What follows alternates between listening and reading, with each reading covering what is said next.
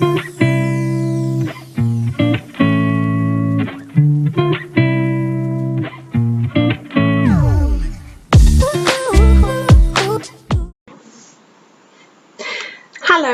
and welcome back to my channel. If you're new here, hi, my name is Megan, and on this channel we do a little bit of everything because we're still figuring it out. If this is your first time here, this might not be the video you want to start with. This one's a little bit more heavy-hearted, and I'm usually a little bit more fun-loving and bubbly and happy, and in this video I might not be as much. Today I will be sharing the story of my motorcycle accident and everything that took place that day and everything that has happened since.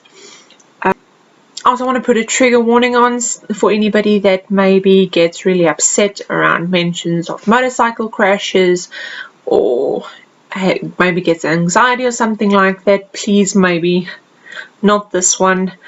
Please go check out any of my others. I'd love to have you, but I also don't want to upset you in any way. So, that being said, this is my story and it's not always fun.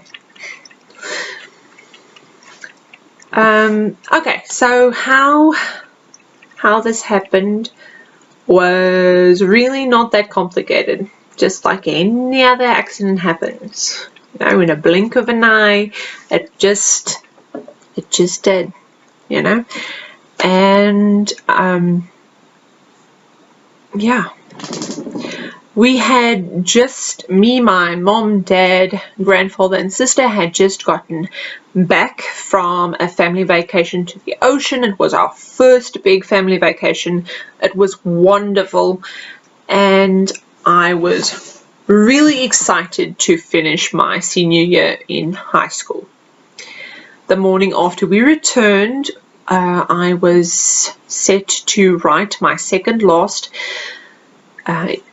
senior examination, and the way I used to go to school was on my scooter, on my 150cc Komodo motorbike, and I had been driving it for 2 years at this point.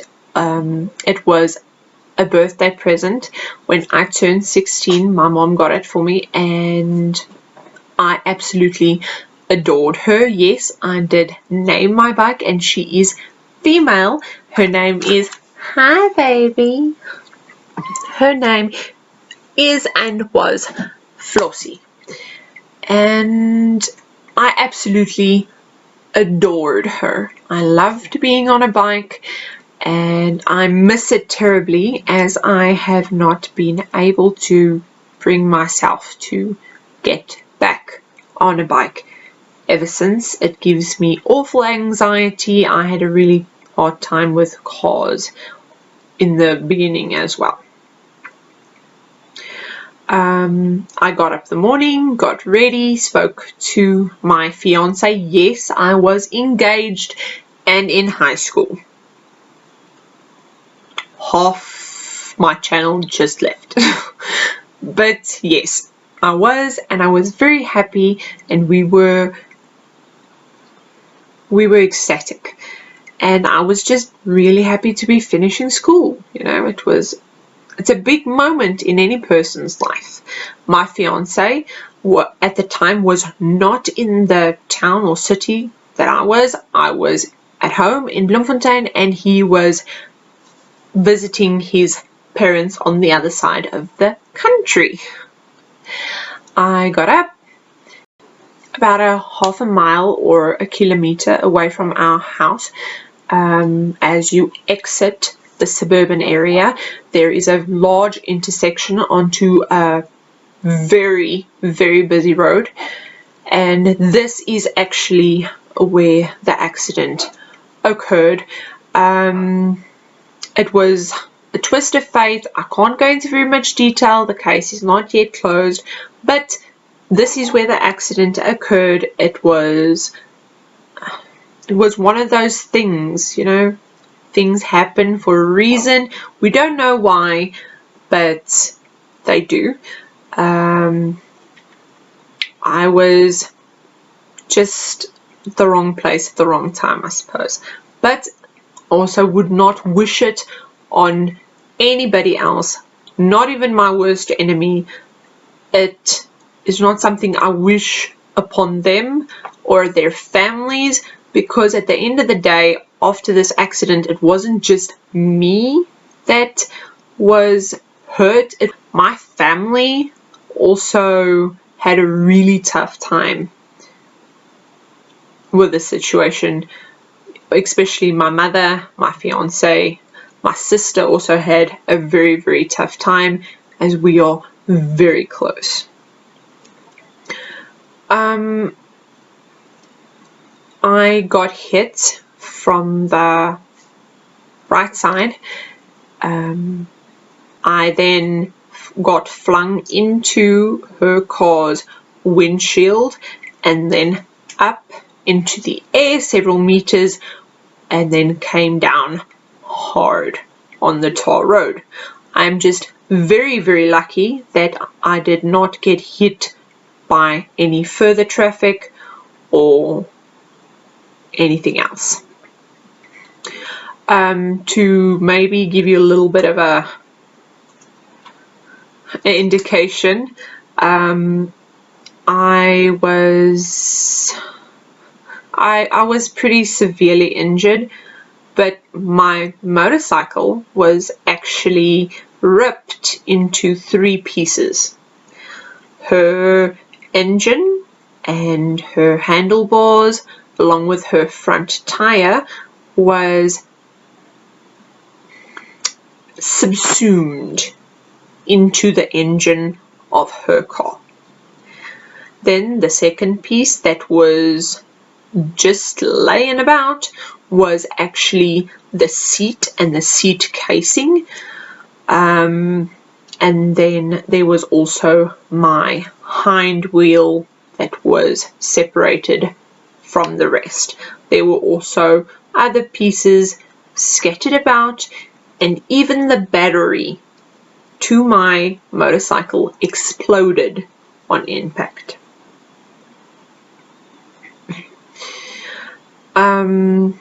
It was quite an accident, quite a scene. The impact was actually so hard that it ripped the safety cable that goes under your chin from your helmet, because in South Africa it is a legal requirement for you to always have a helmet on, properly fastened, when you are a motorbike as a driver or passenger. It is an absolute must. On impact, my head safety belt, I would say, the belt around my chin of my helmet actually ripped out, and my helmet was flung from my head and was retrieved by my father, I might add, about 50 meters away. I did gain consciousness at the scene. I woke up on the tar road, laying on my right side, laying with my hand up, bent like this, and obviously on my side. I have had a lot of emergency training, you know. I've always been very fascinated in medicine and even wanted to become a nurse. I was very, very, extremely confused. I couldn't remember my name, where I was, what had happened in the moment. A gentleman had come up to me after the accident to see if I was even alive. This same gentleman, which I would also like to thank with my entire heart, phoned the ambulance, phoned my fiance, and stayed with me until the ambulance took me to hospital, and even visited me in the hospital to make sure that I was okay. I remember being terrified. I remember seeing a lot of people, hearing a lot of shouting, being very dazed, as if it was a dream, you know. This can't be real, possibly. I remember looking at my arm that was laying like this, the other one is bent up by my face, and looking down at my arm and seeing that it was very, very blue and swollen, and I immediately knew that it was broken, but I was confused as to why I was not feeling pain in the arm at all. Nothing. I was terrified to move, as I was extremely scared that I had broken my back or my neck or anything else really, and that I would just worsen the situation by moving. I then laid there and started slowly coming to my senses. I remember looking down at the rest of my body to try and assess my injuries in any way I could. My right leg, I was wearing denims, like skinny jeans, and I remember there being a really big tear along that top on the thigh, and I remember looking at my leg and thinking that cannot possibly be my leg. It was about 3 times its average size, and a purpley blue, kind of like an eggplant color. It was terrifying seeing my leg in that state. I had absolutely no doubt in my mind that it was broken. I was just thankful that it was not an open break, that there was no bone sticking through anywhere. It was closed, and I remember looking at my leg thinking to myself, okay, now you obviously can't get up, but you should really try and get the weight off of that leg, the pressure off of that leg, so that I do not lose circulation and then lose my leg. And I remember thinking to myself, but I don't know if there's something wrong with my back or neck. And I remember thinking, okay, but I need to see. And I was looking at my hands and wiggling my fingers, and looking at my feet and wiggling my toes, and also noticing that one of my ankles was not looking exactly the right direction, I would say. At this time, I thought it was a good idea to turn from my side onto my back, and that's it. No further movement, just to get pressure off.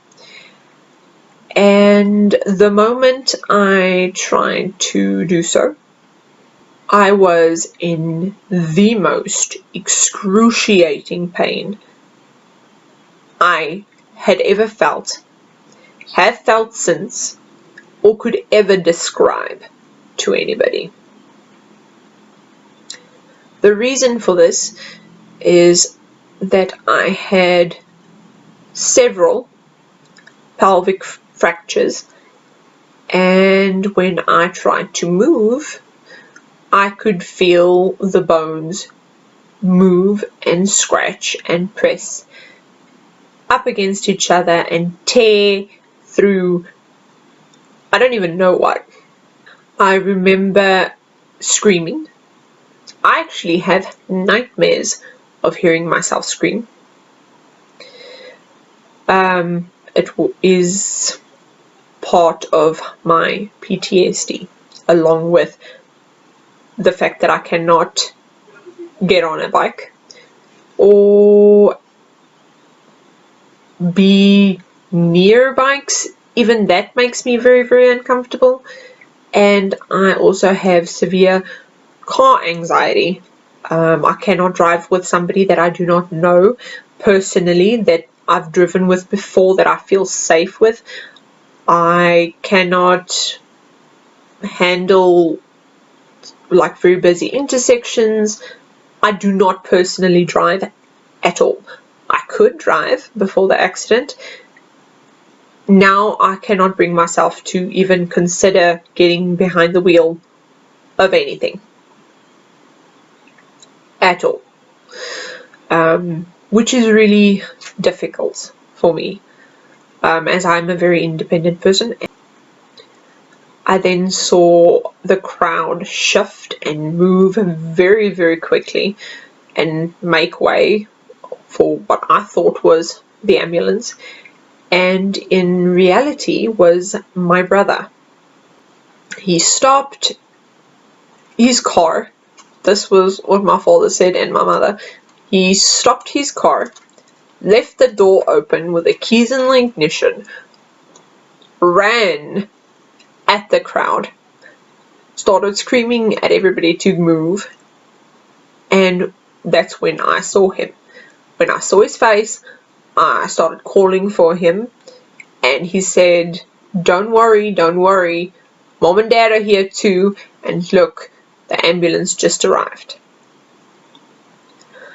I remember seeing a lot of paramedics and boots all around me.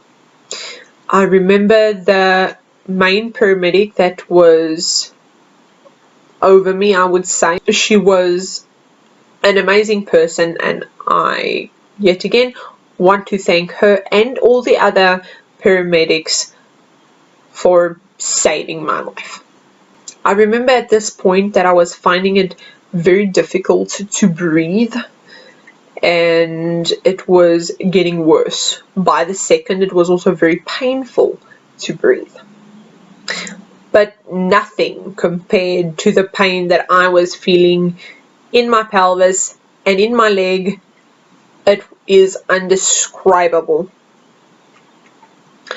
The paramedics then put a backboard in behind me and turned me from my side to my back, and it was the most painful thing I have ever experienced. I felt like I was dying. I actually thought that this is it. I'm never going to see anybody else again. I'm never going to be able to tell them, like, be good, I love you, anything ever again. I'm dying.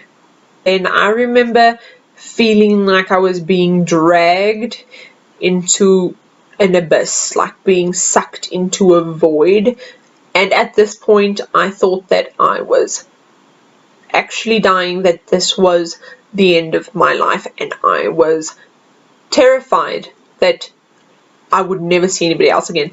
I wasn't scared that I was dying. I really wasn't. I was just scared that I would never speak to any of my family again, or that I would never see any of my family again, and that they would be left all alone and there would be nobody there to take care of them. That was terrifying. I remember seeing my mother and trying to get to her. I remember calling out to her and then losing consciousness. The next thing I do remember is being in the trauma unit at the hospital. I remember seeing a male doctor with black hair and blue eyes, and he was asking me questions that I had absolutely no answers to.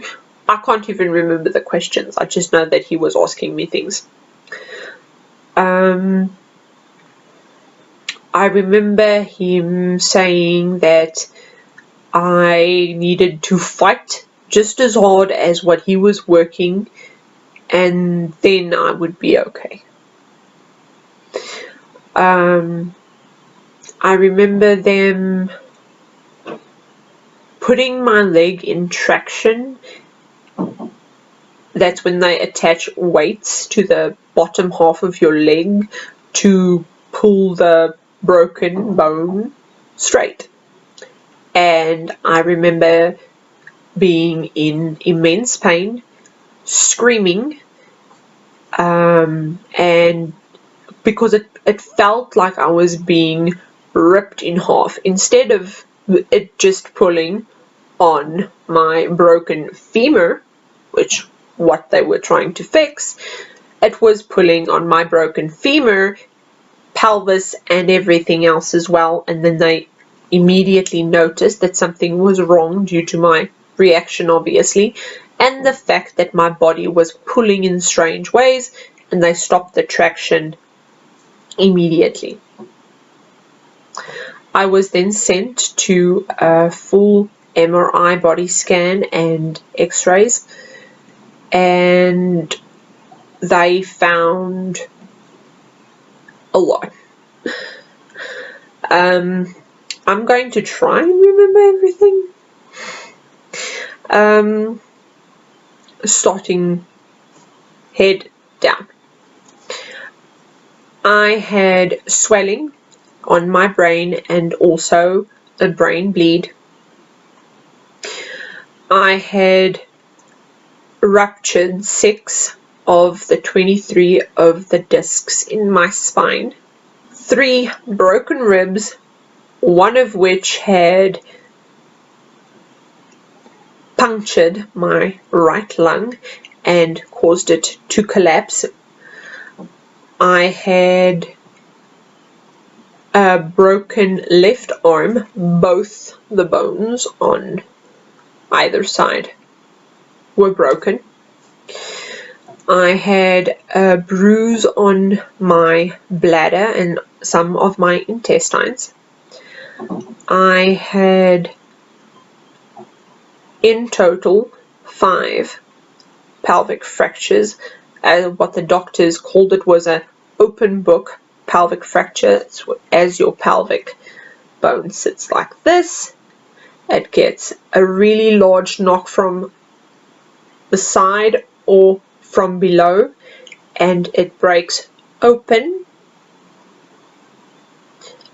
and then fractures in multiple places, and actually were quite extensive and severe, as most of my breaks were in the larger parts of my pelvis where they are slightly more problematic.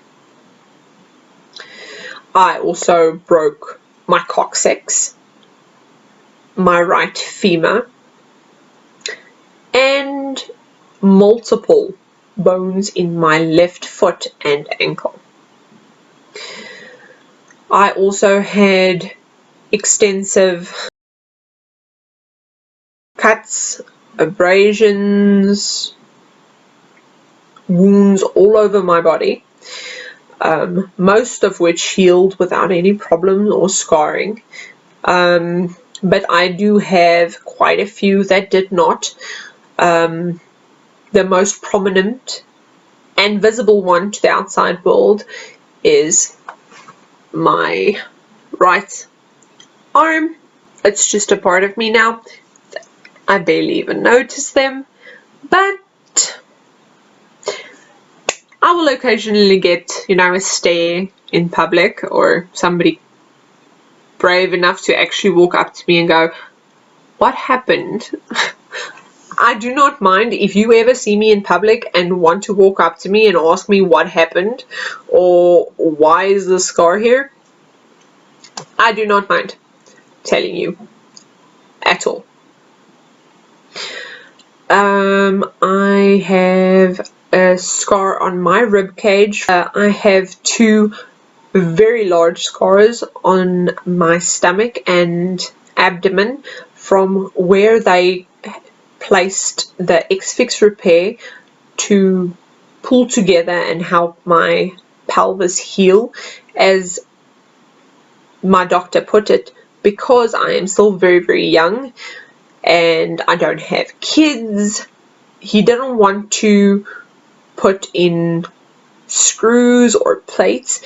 He wanted my body to do most of the work and him just give it a good strong basis in keeping everything together or where it needs to be. I also have a steel pen, or technically a titanium alloy or something or another pen, in my right femur. I had 2 pins running down my arms, my arm, to help that heal. I had a lot of stitches. And it was quite intense. I was in the theatre for nearly 9 hours of surgery. I also went into cardiac arrest twice in theatre. I remember them pushing me into theatre and I was absolutely terrified. And there was this doctor with the calmest presence I've ever seen in my life. He was just a godsend at that moment because I was crying. I was terrified that I would not make it out of the surgery alive, and that would be the end of it for me. When I did come to after the surgery, it was several hours later. I was in my ward in my room. There was a nurse with me. She asked me a few questions. I have no idea what they were. I then lost consciousness again and only woke up a lot of hours later when they allowed my parents to come and see me. And the first thing that I asked when I opened my eyes, when my mother woke me, was, "How's my bike?" Which obviously was not very good. She unfortunately was scrapped and is irreparable. After I woke up, the doctors came in, told me the extent of all my injuries, and that I would not be having the easiest recovery. My recovery from the accident to when I could walk without assistance, the biggest setbacks of my recovery time was, 1, I had to lay perfectly flat on my back, completely still, for 4 weeks in the hospital. I was not allowed to sit up, turn, nothing. I had to lay perfectly flat on my back for 4 weeks.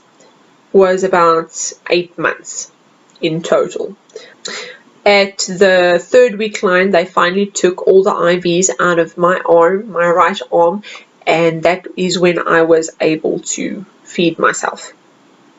I was in the hospital for a total of 6 weeks, and in those 6 weeks, I turned 19.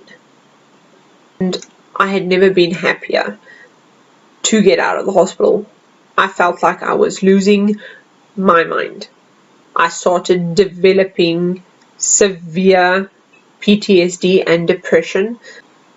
When I finally did come home and the X-Fix was removed and I was allowed to stand and sit and walk is where the really hard part came in, because I just thought, oh, it's off. It's done. I'm finished. I'm just going to go bounce back to normal. And that was not the case at all. It took months of physiotherapy for me to walk up straight, to just be able to bend down to pick something up without hurting myself. And it was very exhausting physically, mentally, emotionally, and it took a while to get me back to my old self. The things that this accident actually changed for me was, firstly, the fact that I wanted to study nursing. I wanted to be a nurse, and no longer can do so.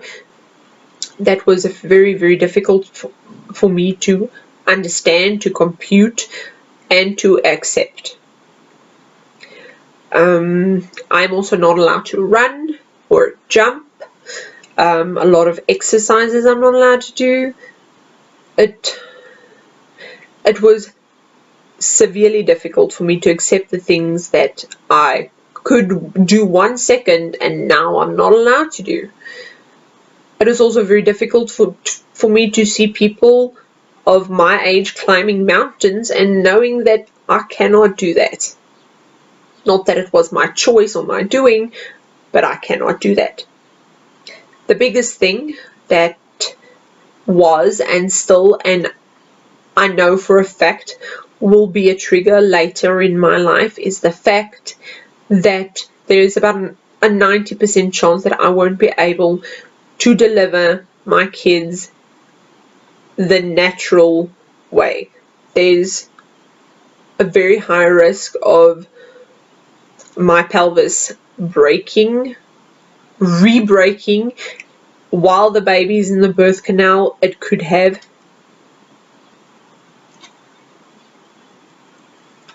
awful outcomes for both me and the baby. I was also told that I would have a very difficult pregnancy when it came to pain and weight. I would need to be very closely monitored for cracks or re-breaks in my pelvis, and I will probably spend the majority of my pregnancy or pregnancies in a bed, which is not exactly my idea of what it's supposed to be or what I would want for myself. I am not delusional, and I know that pregnancy isn't sunshine and rainbows and all these wonderful things, that there are bad side effects to pregnancy, and you're allowed to have those. You're allowed to say that you're miserable. You can be blessed and miserable. Just putting it out there.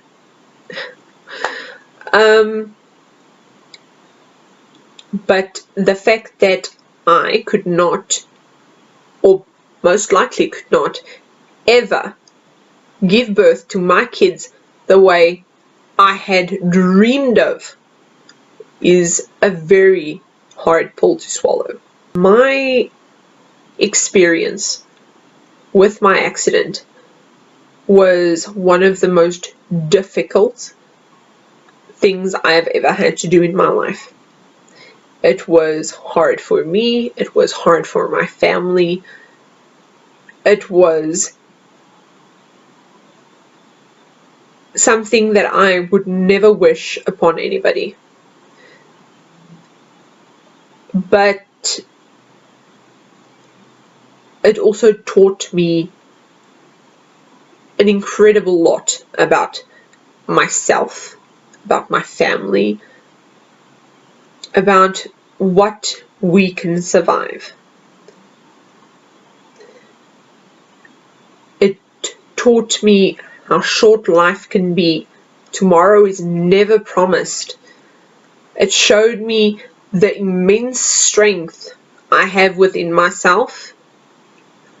It showed me the courage that my family has, the love that my family has, and how selfless they are. My fiance used to carry me around the house to wherever my heart desired. He would help me get dressed. He would brush out my hair. He would always be there when I needed him. It was one of the most difficult times, but also one of the best times of my life.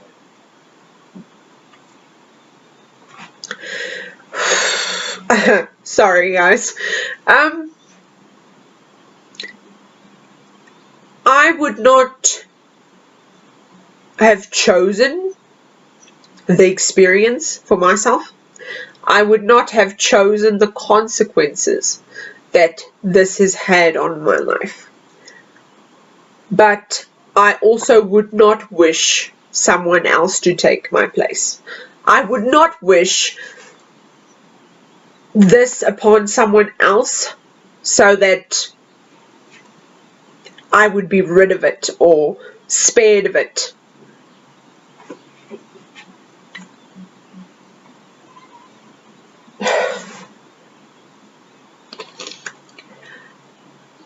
Life is a journey, and it's made out of so many moments. And this accident, this was just one of mine. It was one of my moments. The recovery afterwards were a lot of my moments, and it taught me so much. I am incredibly lucky that I can mostly live my life as any other 22-year-old. And that is only by the grace of God. That is a miracle. I have learned a lot from this. And yes, sometimes it's still difficult, and sometimes I still have bad days, and sometimes I still wish that maybe it didn't happen. But then I also think of, if that didn't happen to me, it would have happened to somebody else, and I wouldn't wish that upon anybody or their families. They don't deserve it.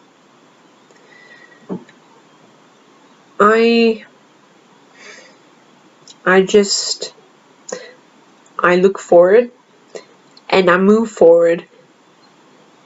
It's my story.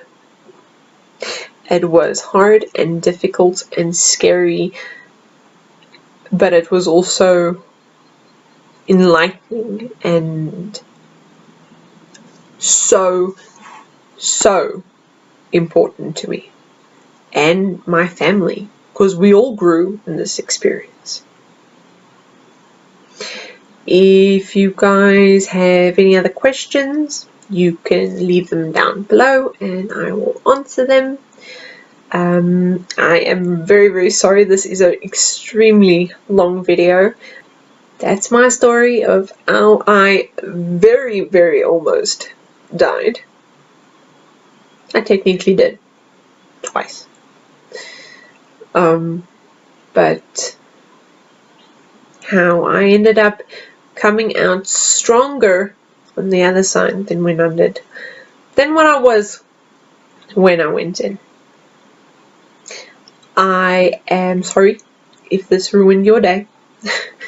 And I do hope that you have an absolutely amazing day further. Be good to yourself. Be good to others. And please drive carefully. I hope you guys have a blessed day. And if you'd like, you can join my journey and we will see how this all plays out for me. If you want, you can go follow me on Instagram.